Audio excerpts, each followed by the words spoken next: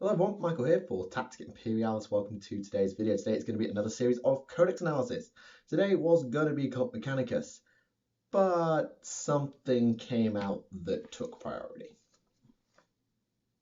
Ghazghkull, the second edition.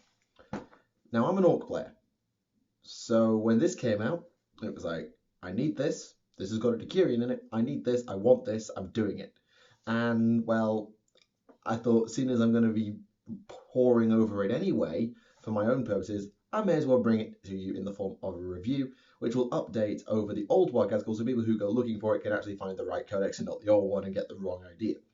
Speaking of old videos, if you want to go and have a look at the link in the description, that will take you to the Orc videos playlist, and what that will give you is all the units we've covered in the Orc Codex, which is basically all the units in the Orc Codex.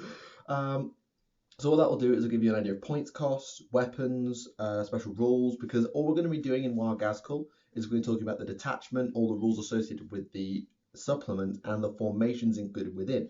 No points, no codex rules, no codex weapons. All that's going to be in the old codex, or the current edition Orc Codex, which you can find at the link in the description if you don't know it already. I'll also, in that playlist, there is the old Ghazghkull analysis.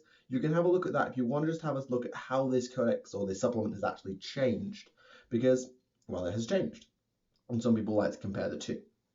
Right, so what we're going to do for this video is we're going to take a look at rules, relics, warlord traits, and we're going to go over the detachment if we can, because this is the first Decurion I've ever reviewed, so I don't really know how long it's going to take, which is probably fine. I mean, I don't mind this video running long, but I know some people don't like long videos, so, well, let's get into it, and then we'll see what we're looking like for time at the end. Right, special rules.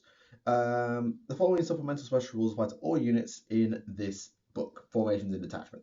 So, biggest and best. This only applies to the Warlord, chosen as part of a detachment or formation presented in this book. If your Warlord has this rule, he must always issue and accept a challenge whenever possible, kind of like Chaos Marines. If you have more than one model in a combat with a special rule to this effect, for some reason, then you pick who issues/accepts the challenge, which is good because sometimes you don't want your Warlord going in. However, there is a bonus. If a Warlord with a special rule kills an enemy character in a challenge, doesn't have to be independent, could just be a sergeant, then you reroll all failed to wound rolls in close combat for the rest of the game. So you gain shred if you kill one dude in a challenge, which, considering how often sergeants get in your way, well, your opponent might not want to put a sergeant in the way anymore, because you'll just get a free shred. So, pretty damn good. This is good on pretty much any Warlord, although anyone who's trying to camp, like with a shock attack gun, well, you're doing it wrong. If you're trying to play Waaagh-band anyway, you're doing it wrong. I'm not going to ever criticize that sort of playstyle, but this book really incentivizes big blocks of infantry and big stompy war bosses. It really does. So, it's really what you want to be doing with this book. Next up, the boss is watching. Units with the mob rule special rule, see the Orc Codex, that include at least one model from this detachment or formation, grant a +2 modifier to any rules on the mob rule table. So you cannot get Born to Fight. I'll explain why that's awesome in a minute. However, should any of these units suffer hits from Breaking Heads or Squabble, i.e. you roll on the mob rule table at all, you will take D3 +3 strength for every nothing hit instead of D6, meaning that you take a minimum of 4 instead of a minimum of 1. This is not good, but you make up for the fact that you don't get Born to Fight. Now, what's Born to Fight? I hear you imaginarily shouting at me in the comments. Well, if you roll a 1 on the mob rule table and you're not in melee, you run. If you're in melee, you stay. In this case, you never run away because you can't get it, which is just absolutely awesome, which means you can't have a huge block of boys run away because they're at range, which is really, really helpful. One thing, this will not help you if you have small elite squads. This will punish you. One, you might not have 10 dudes for Squabble, which means you'll run away, and you'll be getting Squabble on a 2+. Two, Breaking Heads is going to hurt. D6 hits was bad enough, D3 +3 is worse. So it's not great on elite squads or things with one. So I think that looters and burners get really punished by this. However, I think you'd probably get away with it on knobs and mega knobs because they're tanky enough. Just be aware that you probably want to try and make them fearless in some way. Now, there is a relic to do this. There is a formation that does this. There may even be more than one formation that does this. So there is a way that you can get around this problem. Otherwise, it's great because I don't like mob rule, but at least there's no chance of you running away anymore. So you're basically pseudo-fearless. Note on relics, this has changed slightly from the old book. You used to not be allowed to take Orc Codex relics if you took Waaagh-Ghazghkull. Now you can, because this is the book that you build your Orc army out of these days. Not the Orc Codex, you build it out of this. Why? Because it's got the detachment, it's got all the formations, it's badass. So they wanted to have the Orc relics, but they can't put them in here, so they gave you to them anyway. Right, so just a reminder on what the relics are, because actually none of them have changed, at least as far as I can tell. The Chopper of the Ragnarok. This is 20 points and it's a big chopper, which is quite an investment for a big chopper, which is only like 5 or 10 points in the Orc Codex. It's +2 strength, AP5 with melee two-handed, same as a big chopper, but it also has the Grand Destiny rule. What that does is at the end of any assault phase in which you inflict 1 or more casualties, doesn't matter if it's 1 or 25. Yeah, you can't actually if it's 25, it's just an arbitrary example. The weapon's strength modifier is increased by 1 and its AP value is lowered by 1. So if you kill something, you get +1 strength and -1 AP. These effects stack and last for the rest of the game, but you can't get better than AP1. So there's no such thing as AP0. Though I don't really. Actually, AP0 is AP dash, so that's terrible anyway. So what you need to do with this guy is get him into melee as fast as possible. You may even want to put this on a Warbreaker boss just to get him into melee quickly and get this thing spiraling. Because in the first round of combat, let's say you're a war boss and you don't charge, you're strength 7 AP5 like any other war boss. So you kill something. Now you're strength 8 AP4. And you kill something. And now you're strength 9 AP3. And then you kill something. And now you're strength 10 AP2. If you're not a war boss and you kill something again, instead of being strength 10 AP2, you're strength 9 AP2, and now you're strength 10 AP1. Do I need to explain how good that is? But it also means that you have to get into melee immediately to get this thing spiraling. Because you want it in really powerful mode, it's probably from AP3 onwards, which is when you need to be in 2 assault phases and kill something in both of them in order for this to happen. So get into melee and get there fast. 2 ways to do this. 1 is a truck, 2 is a warbike. I don't care what you use, but do it. Is it worth the 10 or 15 points you spend over a big chopper? If you plan to get into melee like that, it's absolutely insane. Because think about it. You just get through 1 Marine's armor save over 2 combat rounds. Across 2 combat rounds, you do it twice, and suddenly you're packing an instant death. You're basically packing a power fist that strikes an initiative. That's terrifying. That's just genuinely terrifying if it works, but it's got to work. Right. Big boss pole, 20 points. A boss pole is normally 5 points, so let's see how good this is. So, any unit with the Orcs faction joined by the bearer of the big boss pole is fearless. Oh, thank Gork and Mork themselves. This is so helpful. Now, it's not as good as you might think in big blocks of boys. One reason, boss is watching. You don't need it anymore. You don't need the boss pole to be fearless because you're never running away anyway. Particularly in squads that have a 4+ save / a pain boy, because they can take the hits anyway. So, where you want this is your small squads and your flimsy squads. Best examples, Meganobs. Meganobs need this, because Meganobs are not fearless, they will never get the bonuses for the bosses watching for squabble, and they can never just get away with Born to Fight anymore. So, you need to make them fearless.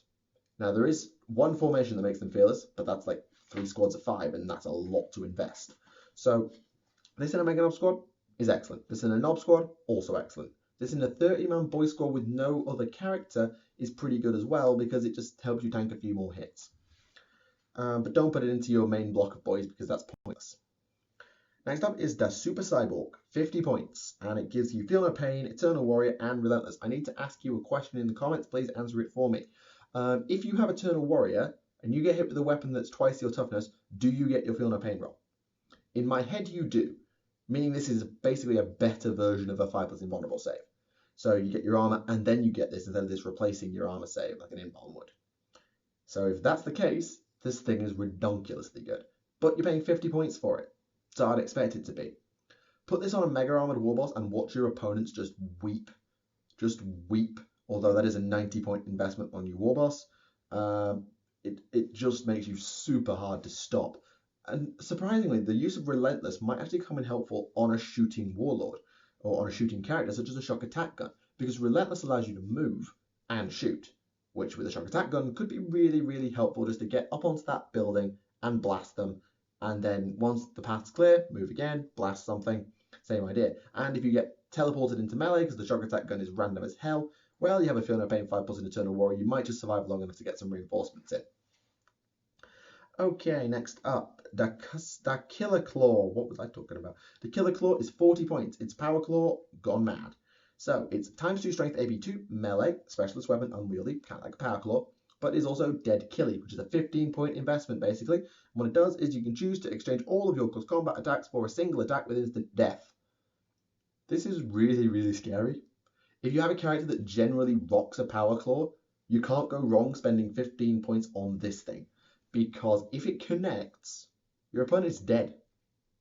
Literally dead because it's instant death. Ultimate challenge winner. Perfect. Two things you're going to want for this. One is a weapon skill buff to make sure you always hit on 3s, and 2 is an attack squig to allow you to reroll to hit. Or reroll 1 to hit, which is basically reroll to hit if you go for instant death.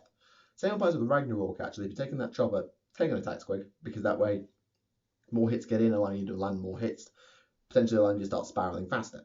Anyway, that's the Killer Claw. Get an attack squig, that way you're more than likely going to hit. I mean, a reroll 3-up is basically a 2-up, is it? 2/3, and then 2/3 of the 1/3.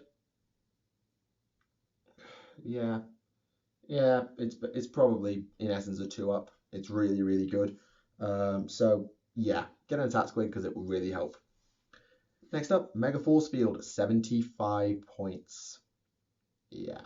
Big Mech only, and it works against range attacks, because custom force field, gone mad. So the bearer and all models in 6 receive a 4+ invuln against shooting. This is pretty good. If you're embarked in a vehicle, then the vehicle receives the 4+ invuln against shooting instead. It's not measured 6 inches from the vehicle, because if you put that on a stomper, it's stupidly overpowered. So, best ways to put this thing. In your block, in your main infantry block, here's the place I would put him. So, block of 30, put him here. He's in this squad, but he's back here, so he's never going to get shot.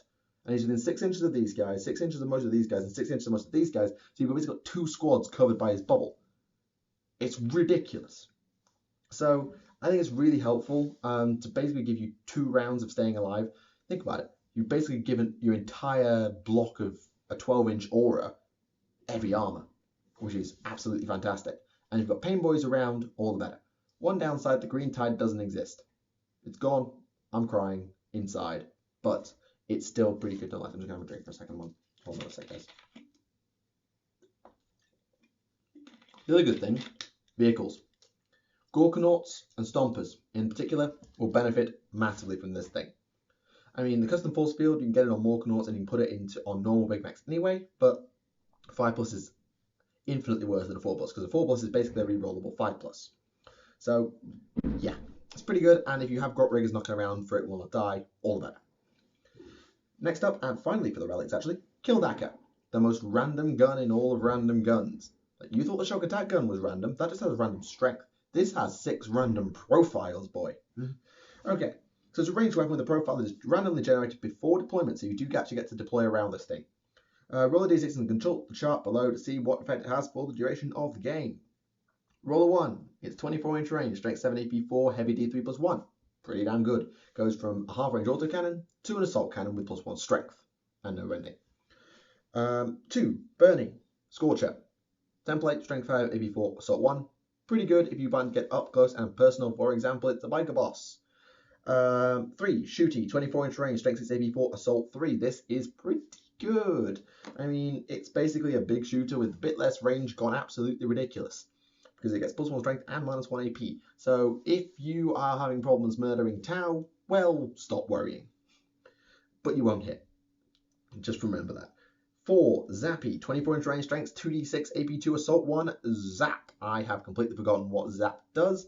I'm pretty sure that if you roll greater than 10, it does some funky shenanigans. But most of the time, it's basically a plasma gun without gets hot. But you've got terrible ballistic skill, so it kind of balances. It's pretty good though, worth having.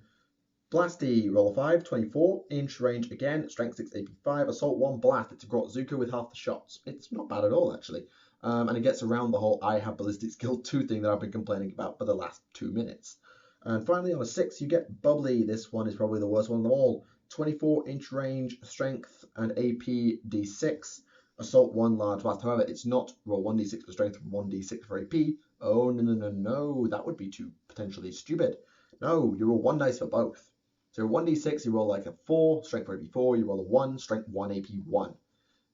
Yeah, this gun is random. However, it is also a large blast, which potentially means you can do some damage.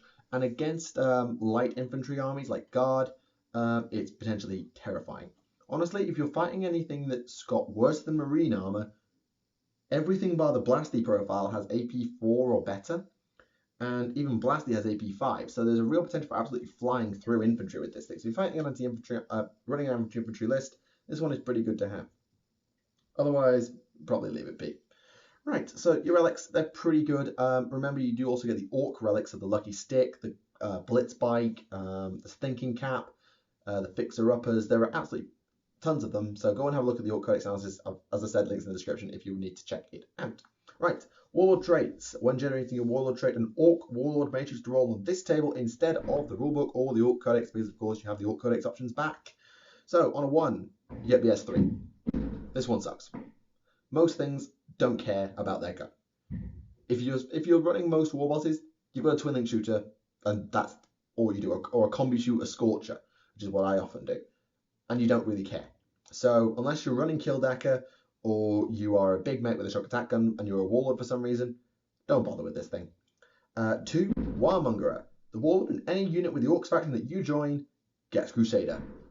So much often Crusader comes up now. It's weird. Anyway, what Crusader does is allows you to roll 2 dice and keep the highest when running, essentially reroll your run move, and add D3 to any sweeping advance rolls, which is ridiculous because war bosses are initiative 4, basically meaning you get D6 plus D3, which on average is probably you're looking at about 5, which is a 9, and most things can't actually beat that, meaning you'll run them down, which is awesome.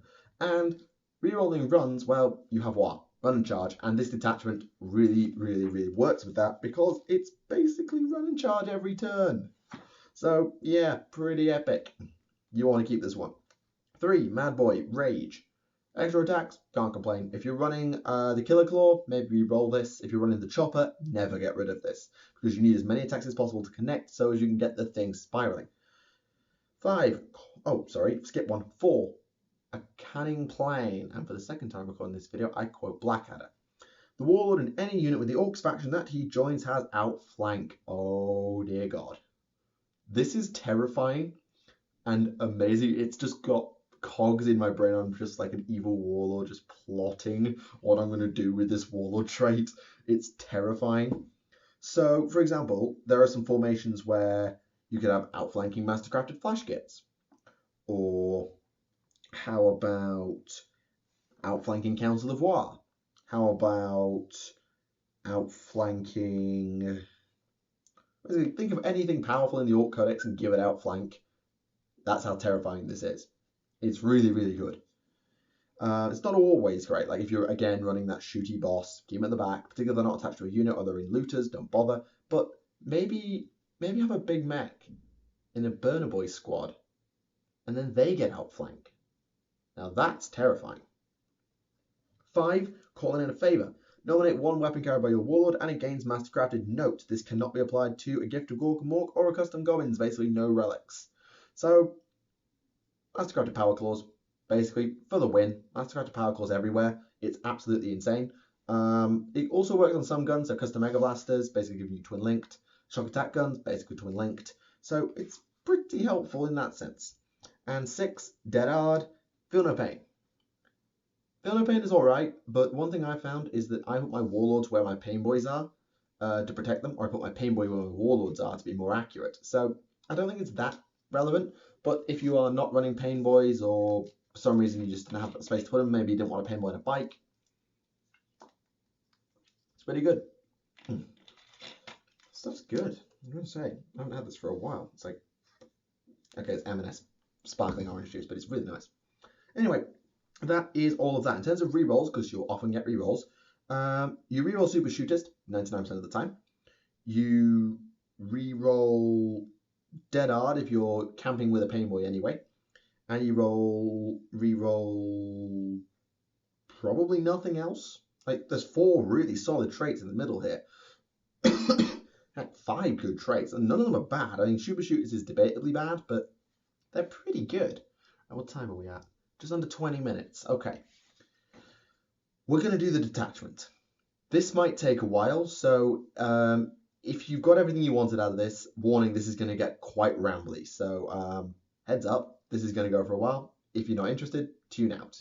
Anyway, is it called the Great Waaagh-band? Yeah, the Great Waaagh-band detachment. So this detachment must include at least one core choice. For each core choice, you must include between 1 and 10 auxiliary choices, and up to 1 command choice.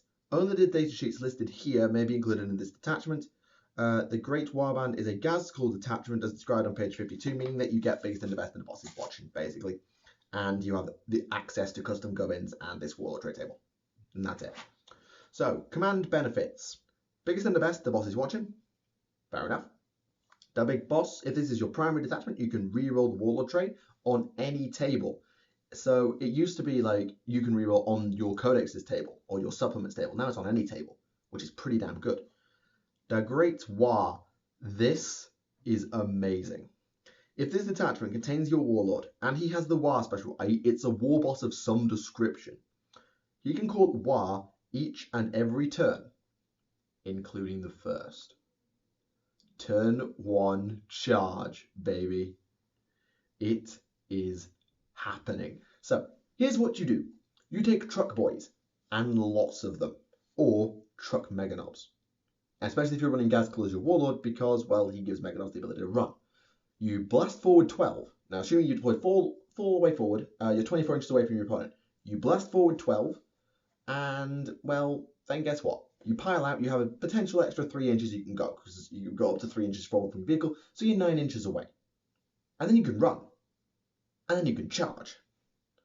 Do I need to explain why this is terrifying? I don't think I need to. Suffice to say, your entire army charging on turn 1 is viable with this Codex. Well, almost.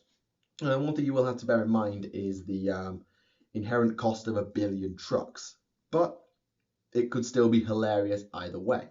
So it's really, really good, and certain units benefit greatly from it. Meganobs, boys in trucks, knobs who can all pile into trucks. Like anything getting in a truck really loves this rule. Battle wagons less so, because you can only go 6. But even if you only go 6, and then actually if you only go 6, then you pile forward 3, then you've gained 9 or 24. So assuming a good run, you can make the charge. Like if you've got here we go, but it's a long range risk. I wouldn't bother with battle wagons. Just trucks. Trucks make this insane. And the Green Horde. This has changed slightly from the formations that we used to have. So every unit with 10 or more models gains Hammer of Wrath in any assault phase when it makes a charge. Note, it does not matter if the unit size is reduced below 10 during its charge as a result of Overwatch or dangerous terrain, as long as it still makes it. This is why the Green Tide got banned, because this would give you 100-ish Strength 3 Hammer of Wraths. The main change for this is it used to be on a 10 or more for your charge dice. Now it's all the time. So even if you're 3 inches away and you roll that as a 4, you don't have to go hunting for the extra dice to make sure you make it, because you'll always get Hammer of Wrath on your squads, which is really quite nice. It's a subtle change, but it actually means that you basically get a bunch of free attacks, which is pretty good. And it also means that the turn 1 charges, if they get whittled down by Overwatch, let's say those knobs or mega knobs in a truck, if they lose dudes, they still get their Strength 4 Hammer of Wraths, which is pretty helpful. Still AP nothing, but against anything that's not a Marine, it will probably do some damage because it's a free hit. So that's the rules. Now, let's just talk about the way this thing gets put together. You have your core formations, and there are 2 of them here, the Waaagh-band and the Ghazghkull mob. We're going to be covering all of them in the next episode or 2. Don't worry if you don't understand what this means right now. So, the Waaagh-band and your Ghazghkull mob, they're your core formations. You must take at least one of these. For every one of them that you take, you must then take an auxiliary. Now, your auxiliary formations are numerous. You have Dakka squadrons, Ghazghkull's Bully Boys, the Vulture Squad, Badruk/Gits, a Blitz Brigade, Boss Snickrot's Red Skull Commandos, Gorkanut Crushing Crew, a Dread Mob, an Air Armada, Runts, which is just a squad of Grots, a Blitzer Bomber Squadron, a Burner Bomber Squadron, some Specialists, which is 1 unit of Looters, Burners, Tank Busters, Commandos, Storm Boys, or Flash Gits, Speed Freaks, which is 1 unit of War Bikes, War Buggies, or Deathcopters, or Mech Boys Big Stuff, which is 1 Stomper, Gorkanut, Morkanut, Battle Wagon, or Mech Guns. The main thing is most of these are formations. There's a few that aren't, and you can take up to 10 per corps. You have to take 1, but you get 10 per corps. So what you will have to do is pick one of the ones I just listed and take them. Note you don't have to take a formation. The cheapest way to do it is to take the Runts auxiliary, because that just gives you grots. It's just grots, allowing you to fit more space into the rest of your army, which is pretty helpful. Right. I'll be covering the Dakajet Squadron, the Bully Boys, the Vulture Squad, the Flash Gits, the Blitz Brigade, the Red Skulls, the Crushing Crew, the Dread Mob, the Air Armada, and the other 2 Flyer Squadrons in future episodes. But basically, if you want anything that's not in those formations, you have to take their auxiliary option. So Runts for Grots, Specialists will only get you 1 unit of Looters or Burners or Tank Busters or Commandos or Storm Boys or Flash Gits. Speed Freaks will get you 1 unit of War Bikes or Buggies or Copters. You know where I'm going with this. So what you can do is repeat. So if you want to make that all Speed Freaks army, let's say you take a Waaagh-band, you load everything up into transports, and then you just take your 10 choices on Speed Freaks. So you just load up on bikes and things like that. You can do that, but you will probably end up mixing it up anyway. Your command options, you're going to take up to 1 of these per corps. So if you take a Waaagh-band, you can take either the Council of Waaagh, which is an awesome formation, which we'll be covering first up next time, or Odd Boys, which is a Weird Boy, a Pain Boy, a Mech, or a Big Mech. This is your main way to get Pain Boys into your army, because literally there is no other way to do it. The only places where you get them are Dread Mobs, the Council of Waaagh, but he can't leave the unit, and that's it. The only way is this Odd Boys command choice. So what I recommend is that if you're taking a Waaagh-band or a Kill Mob and you don't need the Council of Waaagh, take Pain Boys. Just Pain Boys. That's all you'll ever need. You might want a Big Mech, but yeah, take it or leave it. And if you really want both, take a Dread Mob, because Dread Mobs are hilarious. So that's pretty much how the detachment works. It's kind of weird. Let me just explain as well, combining this detachment with other detachments. There's an example given here. So if you want a battle-forged army, you need to have all your units part detachment or formation. So you start by using this, and you make your army. But let's say you have some stuff left over. Let's say you have a Weird Boy, 2 blocks of boys, and a Dakajet that doesn't fit into your army. Let's say, because you actually cannot take the flyers outside of their formations, which means you need a minimum of 3 of them, which is kind of bad. So if you just want that 1 flyer, well, if you've got 2 spare troops and a spare HQ, you can make them into a combined arms detachment, which is the standard one. And or you can make them into the Orc Horde detachment from the Orc Codex if you wish to do so as well. And what you take from this will have all of these command benefits, and the other detachments will have their own command benefits. Bear in mind, your Warlord can only be chosen from 1 of them, so only 1 of them will be your primary detachment, which means that some of the rules won't carry over. So, for example, always choose this one as your primary, because it means that you get the Great Waaagh and the Big Boss and the Green Horde, because it's far better than anything else you could ask for. Of course, any formation could also be chosen. And the other thing is that most formations, you can't be part of a detachment and you can't be part of 2 different detachments. Formations are separate detachments, so being a formation and a detachment normally isn't allowed, but it's made an exception here.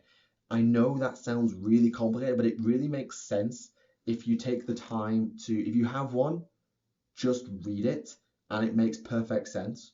So here's your detachment. You go and build it, you do your thing, and then whatever's left over, either take another formation, let's say that won't fit with this. Let's say Orcs don't really have any formations actually. Or you just make a combined arms or an Orc Horde detachment out of what's left, you're good to go. Just something you've got to consider. Right, that should wrap up the video. I'm not going to dive in and do any more this episode because it's already run for half an hour, and I know that, well, people are going to get fed up if I keep talking. So in the next episode, we've got 1, 2, 3, 4, 5, 6, 7, 8, 9, 10, 11, 12, 13, 14 formations in this book. So it's going to be probably another monster episode trying to slog through all of them. If you want to get a spoiler, pretty much none of the formations from last time have changed. So what I might do in the next episode is put some timestamps of when we talk about each formation. And if you look at the last episode, and I might just say this one hasn't changed, you can skip to the next one. You can just skip ahead if you already know how it works, or you just look at the Waaagh-Ghazghkull analysis we've done before. In fact, I probably will do that actually, just because I know some people aren't going to want to listen to the same formations when they know how they work already. So I'll do that in the next episode. Anyway, that wraps up today's video. I do hope you have enjoyed it. Make sure to leave it a like rating if you did so. It's always appreciated, and your comments are always welcome. If you haven't done so, make sure to subscribe. We've just passed the 750 subscriber mark. We're pushing on for that 1K subs, and I would really appreciate all of your support, and so would everyone else who works with me here at Tactica Imperialis. So thank you very much for watching the video. Do hope you've enjoyed it. My name is Michael for Tactica Imperialis. Until the next time, see you all again. Bye for now.